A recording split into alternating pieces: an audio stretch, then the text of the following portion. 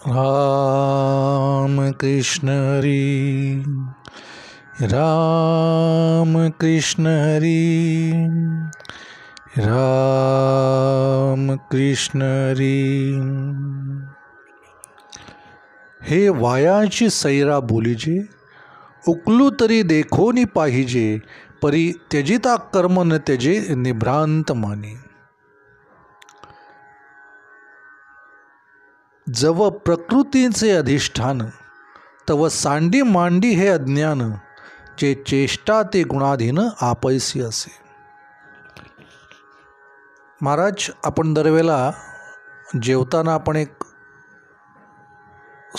श्लोक म्हणा, स्तोत्र म्हणतो, त्याच्यामध्ये एक वाक्य असतं, उदर भरण नोहे जाणिले जे यज्ञ कर्म।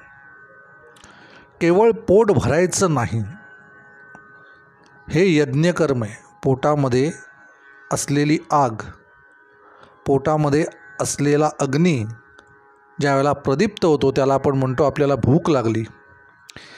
प्रदीप्त झालेला अग्नी, त्याच्यामध्ये आपण ज्यावेळेला अन्न टाकतो, पोटामध्ये अन्न घेतो, जेवतो, त्यावेळेला तो अग्नी शांत होतो।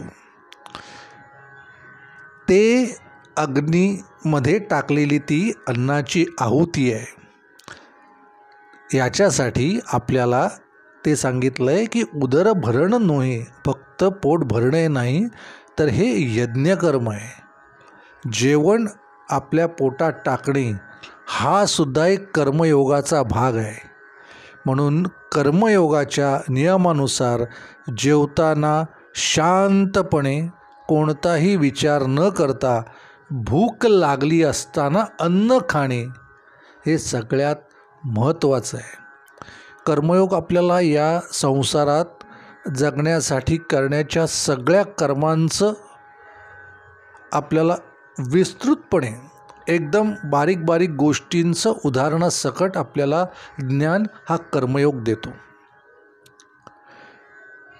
हे वायाची सैरा बोलीजे, भगवंत अर्जुनाला सांगतायत, अरे या वेड्यासारखा तू काय बोलतोयस, उकलू तरी देखोनी पाहिजे। अरे थोडासा विचार करून बघ, त्याची उकल तरी समजून घे।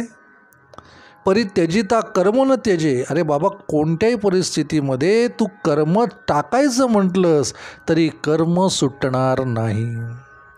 निभ्रांत मानी, कोणत्याही परिस्थितीत कर्म तुझ्यापासून तू दूर करू शकत नाहीस। जव प्रकृतींचे अधिष्ठान, हा शब्द आहे ना महाराज, प्रकृतींचे अधिष्ठान, या एका शब्दावरती, या प्रकृतींचे अधिष्ठान या शब्दावरती 2 तास महाराज प्रवचन होऊ शकतं। इतका मोठा शब्द आहे हा, याचा गहन विचार आहे। प्रकृती म्हणजे काय? प्रकृती म्हणजे आपल्या सृष्टीमध्ये जन्माला येणारा प्रत्येक सजीव म्हणजे प्रकृती। 84 दशलक्ष योनींचा जो फेरा म्हणतात, त्या सगळ्या प्रकृती आहेत। ईश्वराने निर्माण केलेली ती प्रकृती आहे। एक तयार केलेली इमेज आहे, एक तयार केलेली प्रतिकृती आहे, त्याच्यामध्ये त्याने टाकलेला तो जीव आहे।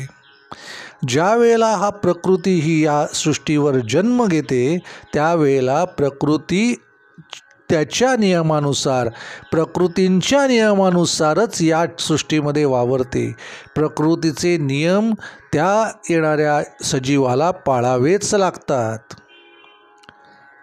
महाराज, तुम्हाला एक उदाहरण देतो।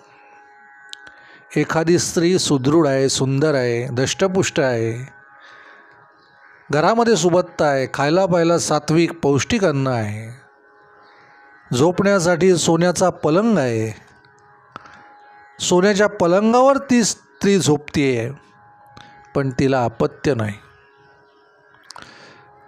आणि एक स्त्री जी दगडफोड्याची बायको आहे, ती दगडांवर झोपतीये, आणि त्या दगडांवर जर ती प्रसूत झाली तर तिच्या स्तनांमध्ये त्या येणाऱ्या जीवासाठी दूध प्रकृतीच्या नियमानुसार आपोआप येतं, पण त्या सोन्याच्या बिछाण्यावर झोपणाऱ्या स्त्रीच्या स्तनांमध्ये दूध येणार नाही, कितीही धष्टपुष्ट असली तरीही, जोपर्यंत ती अपत्याला जन्म देत नाही. हा प्रकृतीचा नियम आहे. याला म्हणतात प्रकृती. ठरवल्याशिवाय, भगवंतानी ठरवलेल्या नियमाशिवाय, त्या प्रकृतीच्या नियमाशिवाय कधीही कोणताही बदल आपल्या शरीरामध्ये होत नाही. लहानपणी असणारा चेहरा शाळेत गेल्यानंतर बदलतो, शाळेत गेल्यानंतरचा चेहरा कॉलेजमध्ये गेल्यावर बदलतो, कॉलेजमधला चेहरा तरुणपणात आल्यावर बदलतो, तरुणपणाचा चेहरा म्हातारपणात गेल्यावर बदलतो. हे बदल आहेत, हे प्रकृतीचे बदल आहेत, हे नियमाच्या आधारे होणारे बदल आहेत. याला तुम्ही थांबवू शकत नाही, कारण हे प्रकृतीचं अधिष्ठान आहे. ज्या वेळेला प्रकृतीला जन्माला घातलं आहे त्याच वेळेला त्याच्याबरोबर त्या प्रकृतीचे नियमही दिलेले आहेत. त्या प्रकृतींच्या नियमानुसारच तुम्हाला या सृष्टीमध्ये जगावं लागतं. सिंहाच्या जन्माला आला आणि तुम्ही जर तिथे मांस खात असाल तर सिंह गवत खाऊन जगू शकत नाही. त्याला मांसाहारच करणे आहे. त्याची प्रकृती सिंहाची आहे, त्याला मांसाहारच करायचा आहे. हत्तीचं जरी शरीर मोठं असलं, त्याचा देह मोठा असला तरी त्याला मांसाहार करता येत नाही. त्याला केळी गवत हे खाऊनच जगावं लागतं. प्रकृतीचा नियम आहे. हत्ती अशक्त झाला तरी ससा एवढा बारीक होऊ शकत नाही, आणि ससा कितीही मोठा झाला तरी हत्ती एवढं त्याचं शरीर होऊ शकत नाही. प्रकृतीचे नियम आहेत, नियमाच्या आधारेच चालतं. यात कोणताही बदल होत नाही. आपल्या मुलाला येणारं दूध हे भगवंतानी दिलेलं आहे. ते दूध आपल्या बाळाला पाजणं हे त्या मातेचं हे सगळ्यात मोठं कर्म आहे. हे कर्मयोग सांगतो. मला आलेलं दूध हे त्या मुलासाठी या प्रकृतीने, या भगवंतानी दिलेलं आहे. ते त्याला पाजणं हे माझं आद्य कर्तव्य आहे. हे त्या मातेने समजून घेतलं पाहिजे. या मुलाला टाकून पार्ट्यांना जाणं आणि दारू ढोसणारी ती माता भविष्यामध्ये त्याला डब्याचं दूध पाजते. त्या डब्याचं दूध पिऊन मोठा झालेला पोरगा एक दिवस त्या मातेला डब्यात टाकून देतो. महाराज, तुमच्या दोन्ही गोष्टी, तुमच्या दोन्ही कृती या भगवंताच्या आणि प्रकृतीच्या नियमाच्या आधारे चालतात. जे तुम्ही त्याला दिलं तेच तो तुम्हाला परतफेड करतोय. त्याच्यामुळे अपवादात्मक स्थितीमध्ये एखाद्या स्त्रीला शक्य नसेल तर गोष्ट वेगळी, परंतु प्रत्येक मातेने जन्माला येणाऱ्या बाळाला आपल्या अंगावरचं दूध पाजणं हे या प्रकृती नियमाच्या आधारे, कर्मयोगाच्या आधारे सगळ्यात मोठं आद्य कर्म आहे. ते तुम्हाला करणं गरजेचं आहे, करायलाच हवं. जे चेष्टा ते गुणाधीन आपैसी असे. हे जे तू काही अज्ञान आहे अर्जुना, तू माझ्यासमोर जे अज्ञान तुझं मांडतोयस तव सांडी मांडी ते सोडून दे. देखे विहित, जे चेष्टा ते गुणाधीन हा जो शब्द आहे ना महाराज, त्या गुणानुसार, त्या रूपानुसारच ती प्रकृती आपलं विहित कर्म करत असते. देखे विहित कर्म जे तुले ते सळे जरी ओसंडिले तरी स्वभाव काय निमाले इंद्रियांचे. तू जरी ठरवलंस का असं करायचं नाही, तू जरी ठरवलंस असं व्हायचं नाही, तू जरी ठरवलंस का आपल्याला कुठल्याही परिस्थितीत कर्माच्या अधीन व्हायचं नाही, तरी अर्जुना तुला कर्म करावंच लागेल. कारण स्वभाव काय निमाली इंद्रियांचे, इंद्रिय आहेत, त्यांच्या स्वभावानुसार ते त्यांचं कर्म करणारच. त्यांना ते करावं लागणार. प्रकृतीचे नियम आहेत. सांगे श्रवणी ऐकावे ठेले की नेत्रीचे तेज गेले, हे नासा रंध्र बुजाले परिमुळू तेथे. कानांनी ऐकायचं तुझ्या थांबवलं आहे का? शक्य नाही. नेत्रीचे तेज गेले, तुझे डोळे आहेत, तू बंद केल्यावर दिसत नाही, पण तुझे डोळे उघडे तरी तुला दिसणार नाही, असं तू करू शकतोस का? हे नासारंध्र बुजाले, तू नाक बंद केलेलं आहे, श्वास घेत नाही आहेस तेव्हा तुला वास येत नाही, पण नाक उघडं ठेवून ज्यावेळेला तू श्वास घेतो आहेस त्यावेळेला तुला वासच येणार नाही, समजणार नाही. असं शक्य आहे का? श्वास घेताना आपोआप तुला आलेला वास कळणारच आहे. ना तरी प्राणापानगती की विकल्प जाहली मती की क्षुधातृषादी आरती खुंटलिया. जरी तू काही म्हटलंस, तुला जगण्यासाठी तुला भूक लागणार आहे, तुला पाणी प्यायचं आहे, ते तुला प्यावंच लागेल, तेही एक विहित कर्म आहे. तुला जगण्यासाठी, या प्राण ह्या शरीरामध्ये टिकवण्यासाठी आणि तुला भगवंताची उपासना करण्यासाठी तुला जेवायचंच आहे, तुला पाणी प्यायचंच आहे, ते तू कधीही टाळू शकत नाहीस. हे स्वप्नावबोधू ठेले की चरण चालू विसरले, हे असो काय निमाले जन्ममृत्यू. स्वप्नावबोधू ठेले, जरी तू स्वप्नात असशील, स्वप्नरूपी जरी तू डोक्यामध्ये ते ठेवलेलं असशील, तरीही की चरण चालू विसरले, तुझ्या पाय कधी तुझे असे चालणं विसरतील काय? तुला चालावंच लागेल, हे असो काय निमाले जन्म. आणि ह्या सगळ्या गोष्टी घडतील, कारण प्रकृती आहे, त्याच्यामुळे काही जन्ममृत्यू थांबणार आहेत का? शक्य नाही. प्रकृती आहे, जन्माला आली आहे, त्याला मृत्यूयोग आहेच. या सगळ्या गोष्टी प्रकृतीच्या आधारे, नियमांच्या आधारे होत असतात, होणार आहेत आणि होत राहतील. पुढची ओवी महाराज ज्ञानेश्वर माऊलीने मांडले. या गोष्टीचा अर्थ या ओवीतून आपल्याला समजतो. हे न ठकेची जरी काही, तरी सांडिले ते काही, म्हणून कर्म त्यागू नाही प्रकृती म्हणता.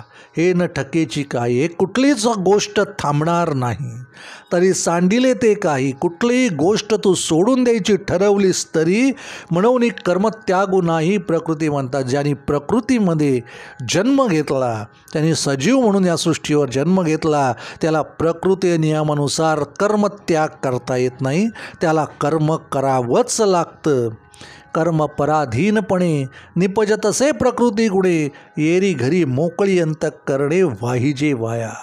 कर्म हे पराधीनपणे म्हणजे दुसऱ्याच्या अधीनतेने हे कर्म होत असतं. निपजतसे प्रकृती गुणे, प्रकृतीचा तो गुणधर्म आहे. प्रकृतीच्या नियमानुसार सिंह शिकार करणार, तो ती केलेली शिकार खाणार, तो मांसाहार करणार, हे त्या प्रकृतीचं गुण आहे. येरी नरी मोकळी अंतःकरणे जरी वाहिजे वाया. त्याच्यामुळे तुझ्या अंतःकरणातनं हे सगळे जे विचार आहेत हे काढून टाक आणि या अंतःकरणामध्ये तुझ्या मनामध्ये असलेले हे जे काही शंका आहे, या कर्मत्यागाची जी आलेली मनामध्ये कुचेष्टा आहे, हे कर्मत्याग केल्यामुळे मी या संग्रामापासून लांब जाईन असं तुला वाटत असेल तर ते शक्य नाही. संग्राम तुला करणंच आहे, कारण तू धनुर्धर म्हणून जन्माला आलेला आहेस, तू अर्जुन म्हणून जन्माला आलेला आहेस. तुला ब्रह्मास्त्राचं विद्या तुझ्या ईश्वराने तुझ्या पदरात टाकलेली आहे. त्या ब्रह्मास्त्राचा वापर करणं, त्या अस्त्रांचा वापर करणं हे तुझं विहित कर्म आहे, हे भगवंत अर्जुनाला सांगत आहे. महाराज आणखीन एक आपल्याला एक छानसं उदाहरण देतो. कीर्तन चालू होतं महाराज. एका कीर्तनाला एक डॉक्टर गेलेला होता. नियमाप्रमाणे आपलं कीर्तन ऐकत होता, बसला होता. एक सद्ग्रस्त त्याच्या बाजूला बसलेला होता. समोर कीर्तनकार कीर्तन सांगतायत आणि अचानक ही व्यक्ती मध्येच उठली आणि निघून गेली. कीर्तनकाराला ते आवडलं नाही. कीर्तनकारांनी एक व्यक्ती उठून गेली म्हणून त्या कीर्तनात त्या व्यक्तीच्या नावाने वाभाडे काढले. त्याला अनेक गोष्टीची दूषणे त्या कीर्तनात त्याने दिली.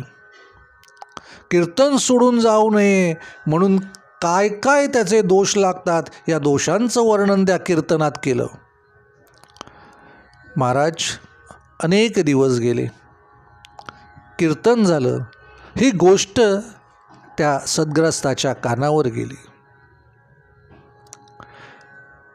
एके दिवशी हाच कीर्तनकार त्या हॉस्पिटलमध्ये काही आजारानिमित्त तिथे ॲडमिट झाला. त्या ठिकाणी त्याला दाखल करावं लागलं. दाखल केल्यानंतर याच डॉक्टरनी ज्या वेळेला सांगितलं की एक अमुक डॉक्टर आहे, तो आल्याशिवाय काही तुमचे उपचार होऊ शकत नाहीत. ते डॉक्टर तिथे आता पूजेला बसलेले आहेत, ते 2 तास पूजा करतील मग तुमच्याकडे येतील. त्यावेळेला कीर्तनकार चिडला, म्हणला कर्म महत्त्वाचं का ती देवपूजा महत्त्वाची? अरे ते कर्म जर तू टाळलंस तर तुला देव भेटेल का? तू इथे आलं पाहिजे. तू जर डॉक्टर आहेस तर तू पहिलं तुझं कर्तव्य या पेशंट म्हणून आलेल्या, तुझ्याकडे आलेल्या या रोग्याला बरं करणं हे तुझं आद्य कर्तव्य. हे त्या डॉक्टरला समजत नाही का?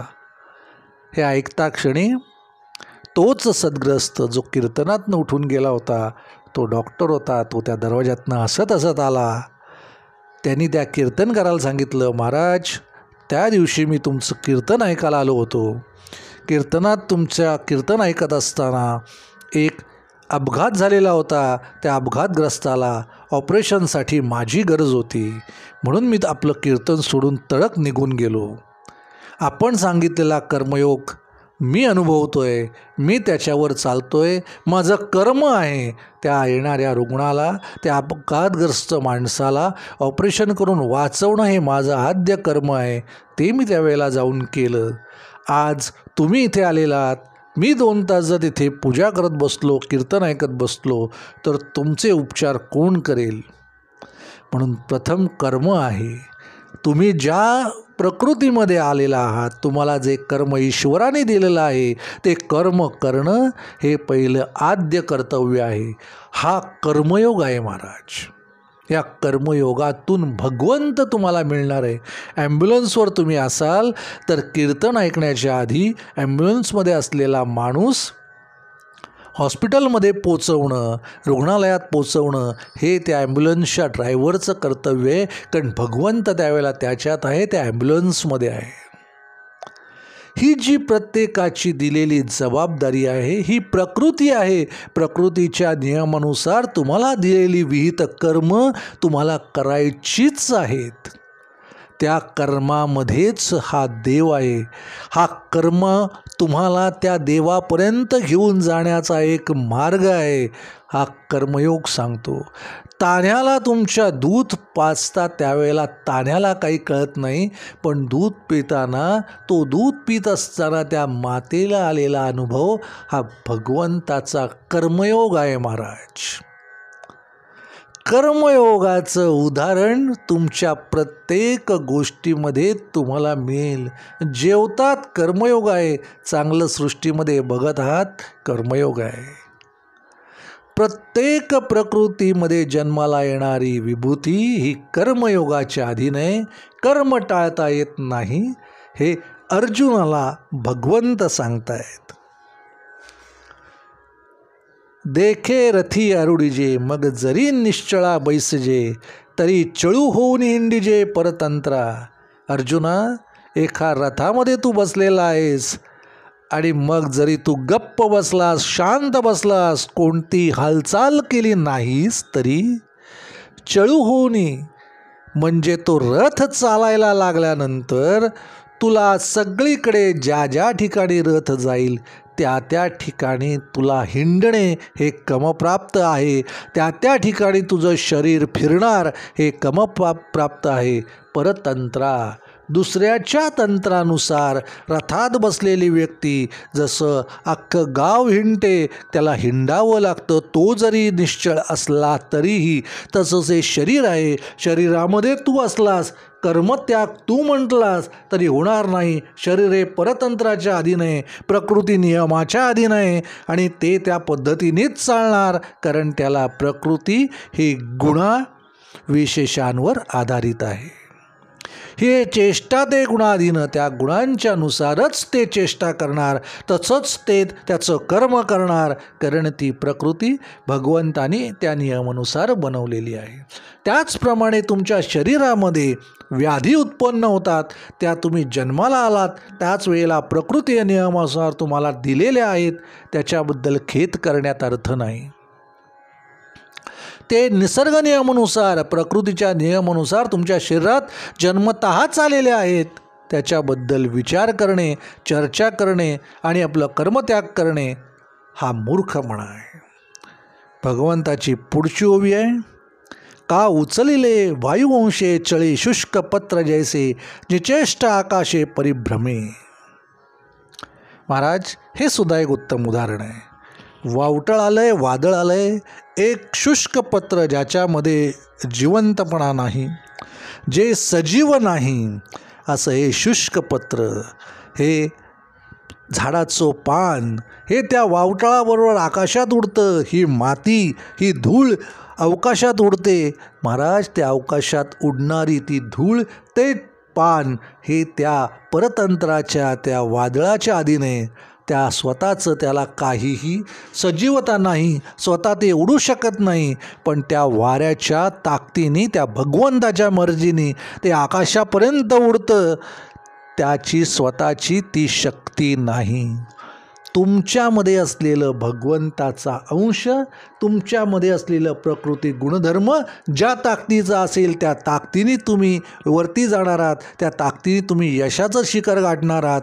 कारण जी शक्ती भगवंतानी तुमच्यात पेरली त्याच्या ताकदीनुसारच तुम्ही पोचणार आहात. तुमची स्वतःची ती चेष्टा नाही, स्वतः तुम्ही ते ठरवू शकत नाही. हा कर्मयोग आहे. आणखीन एक उदाहरण देतो आपल्याला महाराज. एक सद्गुरस्थ एक व्यक्ती माझ्याकडे आली, एक 6-7-8 वर्षापूर्वीची गोष्ट असेल महाराज. मला म्हणली, अनेक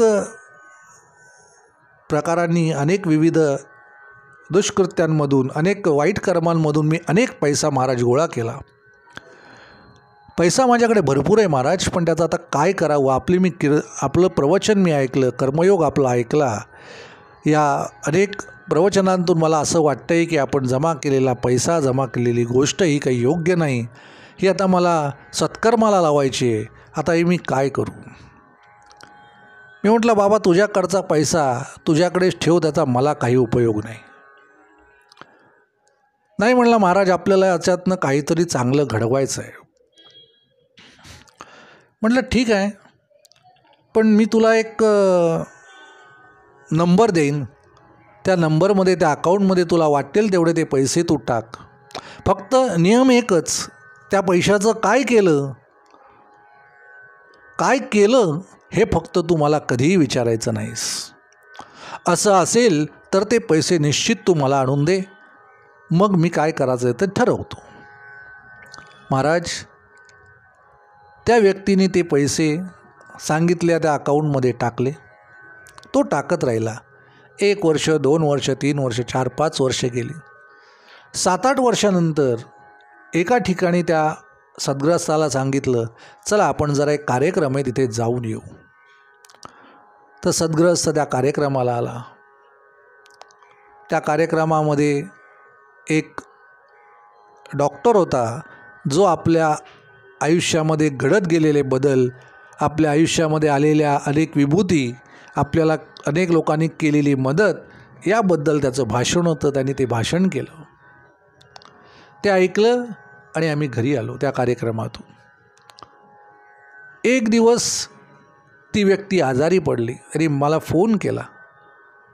फोन केल्यानंतर एक ॲम्ब्युलन्स त्याला घेऊन हॉस्पिटलला गेली. ज्या हॉस्पिटलमध्ये तो ॲडमिट होता तिथल्या डॉक्टरांनी सांगितल्यानंतर बाहेरून एक डॉक्टर आला. त्या डॉक्टरनी त्याची शुश्रूषा केली. त्याचं यथासांग तिथे उपचार पूर्ण झाले. त्याला भेटायला मी गेलो. भेटायला गेल्यानंतर त्याला म्हटलं, तुझं नाही. म्हणतो, माझं सगळं, एक ॲम्ब्युलन्स आली, मला इथे घेऊन आली. त्या हॉस्पिटलमध्ये मी आलो, डॉक्टरांनी माझी चांगली सेवा केली, चांगलं झालं. म्हणतो, योग्य वेळेला मला सगळे औषधोपचार मिळाले. तेव्हा त्याला सांगितलं, अरे बाबा, तू जे पैसे दिले होते ना, त्याच पैशातनं आलेली ती ॲम्ब्युलन्स आहे. तो जो डॉक्टर तुझ्यासाठी आला होता ना, त्याचं शिक्षणही तुझ्याच पैशातून पूर्ण झालेलं आहे. ज्या हॉस्पिटलमध्ये तू आज ॲडमिट झालेला आहेस त्या हॉस्पिटलमधल्या औषधोपचारासाठी काही रक्कम ही तुझ्याच पैशातून जमा केलेली आहे. म्हणून हे सगळं जे काही आहे हे तुझ्याच पैशातून घडलेलं आहे. तू केलेलं सत्कर्मच मुळात तुझ्या वाट्याला, तुझ्याच रूपात तुझ्याच प्रकृतीच्या नियमानुसार तुलाच या कर्मयोगातून परत मिळालेलं आहे. महाराज त्याच्या डोळ्यात अश्रू आले. ही जी काही गोष्ट आहे, हा जो काही केलेला बदल आहे, हा बदल त्या कर्मयोगामुळे घडलेला आहे. मी जर माझ्या विहित कर्माप्रमाणे मी जर सत्कर्म जर करत असीन, सत्पात्री जर माझं दान असेल, जर माझ्याकडे असलेला पैसा, माझ्याकडे असलेली संपत्ती ही जर मी योग्य मार्गाने त्याचा विनियोग या सृष्टीमध्ये करत असीन, तर तीच सृष्टी तेच मला परत देईल. हे प्रकृतीचा नियम आपल्याला भगवंतानी या ओवीतून सांगितलेला आहे. मी जर दारूचं दुकान टाकलं तर माझ्याच घरातली किंवा येणारी माझीच पिढी ही ती दारू पिऊनच मोठी होईल, हे मला कळायला हवं. मी जर जुगाराचे जर दुकान टाकलं, मी जर जुगाराचे अड्डे टाकले, मी जर दारूची हातवट्टी लावली तर ती माझाच समाज पिईल, त्यात माझीच कुटुंबातली काही माणसं भविष्यामध्ये फरफटली जातील, हे मला कळायला हवं. कर्मयोग तुम्हाला विहित कर्म, सत्कर्म करण्याची बुद्धी देतो. कर्म म्हणजे काय, कर्माचं अनुष्ठान म्हणजे काय, प्रकृतीचं अधिष्ठान म्हणजे काय, या सगळ्या बाबी इथे आलेल्या आहेत. एक ओवी आपल्याला घेतो आणि मग आपण या ओवीचा अर्थ समजल्यानंतर या प्रवचनातून आपण काय घेतलं, तैसे प्रकृती आधारे कर्मेंद्रिय विकारे नैष्कर्म्यही व्यापारे निरंतर. तसं प्रकृतीच्या आधाराने कर्मेंद्रिय, इंद्रियांची कर्म विकारे नैष्कर्म्यही व्यापारे निरंतर, हे चालूच राहणार. कर्म चालूच राहणार. कोणत्याही परिस्थितीत कर्म थांबणार नाही. प्रकृतींच्या आधारे इंद्रियांच्या नियमानुसार कर्म चालू राहणार. ते चालू राहायलाच हवं, ते चालणारच. हा कर्मयोगाचा पहिला भाग महाराज. या इथपर्यंत आपण आज थांबूया. पुढच्या ओव्यांचा अभ्यास पुढच्या प्रवचनात आपण करूया. तोपर्यंत राम कृष्ण हरी, राम कृष्ण हरी, राम कृष्ण हरी.